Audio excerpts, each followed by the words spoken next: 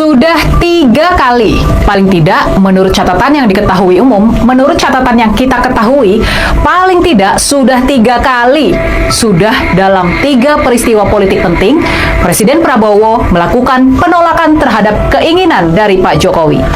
Jadi, tolong ini dicatat ya, gak selalu Pak Prabowo mengikuti dan mengiyakan permintaan dari Pak Jokowi. Paling tidak, dalam kurun waktu yang singkat, ada 3 peristiwa besar di mana keputusan Pak Prabowo gak sesuai sama keinginan dari Pak Jokowi. Dan yang pertama terjadi di akhir bulan Agustus 2024 lalu. Kalian pasti masih ingat sama kejadiannya.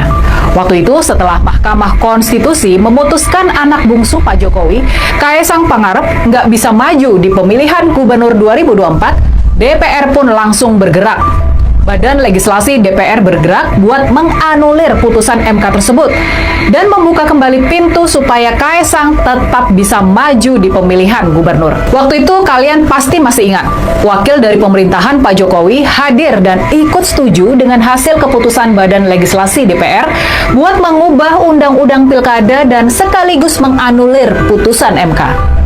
Sudah pasti, masyarakat sipil dan para mahasiswa bergejolak atas rencana wakil rakyat dan pemerintah buat mengangkangi putusan MK tersebut. Dalam semalam, demo-demo mahasiswa dan masyarakat sipil berhasil digerakkan. Waktu itu, selebritis dan aktor Reza Rahadian bahkan tampil di atas mobil komando memberikan orasi di tengah-tengah demo buruh dan mahasiswa di depan gedung DPR MPR. Di dalam gedung parlemen ada kejadian yang juga teramat penting. Rupanya Pak Prabowo memerintahkan para wakil rakyat buat menggagalkan rancangan undang-undang pilkada yang sudah digolkan Badan Legislasi sehari sebelumnya.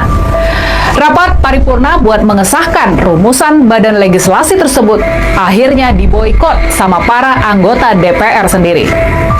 Apa yang terjadi di Badan Legislasi? Yakni meloloskan putra bungsu presiden buat maju di pemilihan gubernur.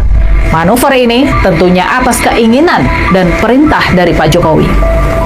Sementara itu, penggagalan hasil kerja Badan Legislasi di rapat paripurna DPR adalah keinginan dan perintah Pak Prabowo. Inilah buat pertama kalinya kita melihat secara terbuka Pak Prabowo berbeda kemauan dan keputusan dengan Pak Jokowi. Inilah buat pertama kalinya sejak Pilpres kita melihat Pak Prabowo menolak bahkan menggagalkan keinginan dari Pak Jokowi. Nah, kali yang kedua Pak Prabowo menolak keinginan Pak Jokowi terjadi belum lama ini terkait dengan pemilihan gubernur Jakarta. Kita tahu dalam pilkada Jakarta tersebut Pak Jokowi ikut cawe-cawe buat memenangkan pasangan Kang Ridwan Kamil dan Pak Suswono yang disokong koalisi Gemoy Kim Plus. Kang Ridwan Kamil dan Pak Suswono kalah telak di putaran pertama pemilihan. Mas Pramono Anung dan Bang Dul Rano Karno menang dalam 1 putaran. Tapi rupanya Pak Jokowi menghendaki ada pemilihan putaran kedua. Pak Jokowi mau memaksakan adanya pemilihan putaran kedua. Tim sukses Kang Emil pun digerakkan buat melayangkan gugatan hasil pemilihan putaran pertama ke Mahkamah Konstitusi. Dari pemberitaan, kita tahu kalau Pak Jokowi sudah terbang dari Solo ke Jakarta buat bertemu 4 mata dengan Presiden Prabowo. Salah satunya buat membahas soal hasil pilkada Jakarta ini. Tapi kemudian Pak Prabowo rupanya menolak keinginan dari Pak Jokowi buat memaksakan adanya putaran kedua. Dia memerintahkan tim sukses Ridwan Kamil dan Suswono buat membatalkan rencana gugatan ke MK. Padahal konon nih berkas gugatan sudah siap dan tinggal ditandatangani saja. Sekali lagi, Pak Jokowi cuma bisa gigit jari melihat keinginan yang nggak digubris sama Presiden Prabowo. Inilah peristiwa kedua di mana Presiden Prabowo nggak sejalan sama Pak Jokowi. Nah, kejadian yang ketiga. Penolakan ketiga Pak Prabowo terhadap keinginan Pak Jokowi terjadi berkaitan dengan IKN, berkaitan dengan Ibu Kota Nusantara. Ini berkaitan dengan program andalan dari Pak Jokowi.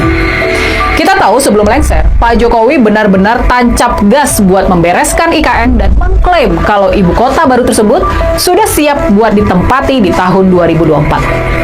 Dia sendiri bahkan sudah sempat ngantor di sana dan upacara 17 Agustus pun dilaksanakan di IKN. Tapi soal IKN ini, Pak Prabowo rupanya menolak buat terburu-buru seperti Jokowi. Dia mau lebih realistis soal perencanaan waktu pembangunan ibu kota baru tersebut. Maka, Oke teman-teman, kembali lagi bersama saya di channel ini.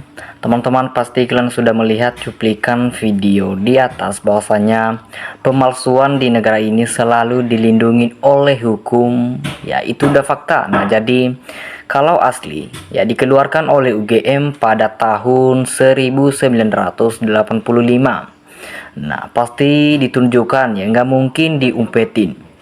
Nah, mahalnya suatu kejujuran ya buat Mulyono harus bertahun-tahun dan ke pengadilan. Nah, tumpas kebatilan saksi udah kuat ya, dan banyak yang tahu ijazah Jokowi, kenapa penegak hukum tidak berani menangkap Joko Widodo. Nah, Jokowi adalah rektor ya, biang kerok penyebab NKRI jadi merawut. Ya, korupsi di setiap lini, utang begitu menguning, oligarki menjamur, undang-undang KPK diubah menjadi intervensi ya, dan lain-lain.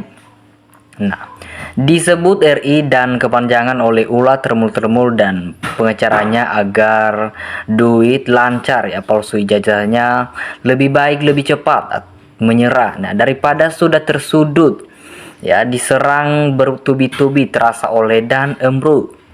Nah, betul apa Anies ijazah Jokowi asli yang asli palsu? Ya, RRT CS rakyat mengungkap, salam rakyat cerdas. Nah, tapi saudaraku, anak-anak Indonesia ini paling banyak pegawai ya. Ambil S2, semua pakai penyertaman kuliah 99%. Nah, jadi teman-teman semua dibeli gaya aja otak ya. Kenapa nggak ditangkap Jokowi? Kok dia biarkan berkeliaran? Nah, ijazah harusnya asli ya dan sah. Bukan karena beli dan rekayasa yang palsu, tetap palsu tidak pernah bisa jadi asli. Nah, tergantung penegak hukumnya di negara ini. Kalau digaji, rakyat tentu kerjanya harus benar-benar untuk kebenaran demi negara dan bangsa. Nah, ijazah palsu ditunjukkan, tangan tunjukkan ijazah aslinya ya, biar clear. Nah, ganti Listio biar lebih terang, masalah gini nggak selesai ya. Jadi teman-teman ganti Listio bila lebih terang, masalah ini nggak selesai. Nah, perang lah, perang saudara atau negara hancur ya, bikin hancurnya Jokowi dan asal musalnya banteng kepala kenapa menarik orang gak jelas. Ya, padahal mau dicerpres dan kok hanya pilih bekas wakil kota dan sebelum DKI. Namanya penipu tak gunharnya jika ijazahnya sampai saat ini tak juga bisa ditunjukkan ke publik. Oleh karena itu semua aparat hukum sudah dibayarnya ya oleh penipu. Satu bukti polisi ya bisa mentersangkakan tanpa bukti yang jelas dan benar.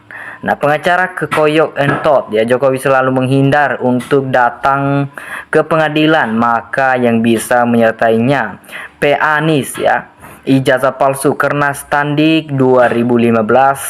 Semua yang duduk di pemerintahan dasar guru ya, TNI Polri, boom, dan penjara harus laporkan detak ijazah yang dimiliki untuk dilapor ke BEN.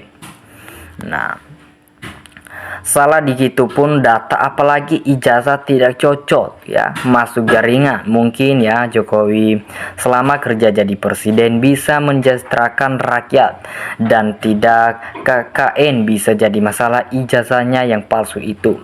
Tidak begitu dipermasalahkan ya. Sayangnya selama jadi presiden tidak bekerja dengan baik dan benar.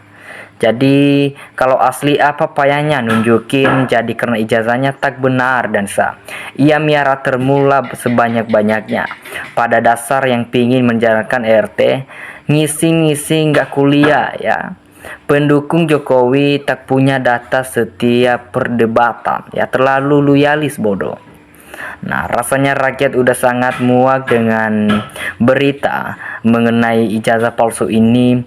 Yang saya paling heran, kenapa tidak ada seorang pejabat ya yang bisa untuk memastikan dan menekan ya biar ijazahnya segera ya bisa secara terbuka untuk ditunjukkan dan dibuktikan. Nah, teman-teman, sampai kapan berita ini berakhir? Ya, sementara presiden sendiri sepertinya tidak pernah ya buka suara mengenai ijazah ini. Nah, dan kenapa bukan massa yang dikerahkan untuk mendesak ya agar segera tuntas masalah ini. Nah, hanya massa yang bisa menyelesaikan ini semua. Kenapa massa masih tidak dikerahkan ya agar segera tuntas? Ya, pakai itu licik dan penipu sampai habis uang dalam membencikel Bapak Jokowi untuk membayar akun buzzer-buzzer penjilat. Rakyat sudah cerdas ya, bisa lu bohongi ya, tapi ingat ya, lu kasih buat makan keluarga lu itu uang haram, kasihan keluarganya. Nah, perang yang perang lah ya, jadi atau perang saudara. Nah, yang negara hancur-hancur ya. Namanya juga penipu, jadi tak gunanya jika ijazahnya sampai saat ini tak juga bisa ditunjukkan ke publik. Nah, oleh karena itu semua aparat hukum sudah dibayarkan oleh penipu ini ya. Satu bukti polisi bisa mentersangkakan tanpa bukti yang jelas dan benar. Ya, Jokowi selalu menghindar untuk datang ke pengadilan saat dipanggil. Ya, hanya gerakan pengadilan rakyat yang bisa menyertainya. Nah, jadi teman-teman di sini mungkin Jokowi selama kerja jadi presiden bisa mensejahterakan rakyat dan tidak KKN. Tidak bisa jadi masalah ijazahnya yang palsu. Itu tidak dipermasalahkan ya. Sayangnya selama jadi presiden tidak ada bekerja dengan baik dan benar.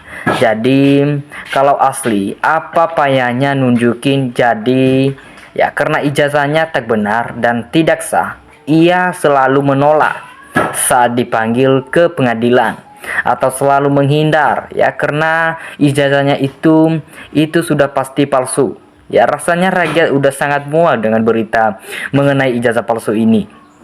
Nah, yang paling heran ya, kenapa tidak ada seorang pejabat yang bisa untuk ya memastikan dan menekan biar ijazahnya segera bisa dibuktikan ya. Jadi sampai kapan berita ini berakhir ya, sementara presiden sendiri sepertinya tidak pernah buka suara mengenai ijazah ini. Dan kenapa bukan massa yang dikerahkan untuk mendesak agar segera tuntas ya, hanya massa yang bisa menyelesaikan ini semua.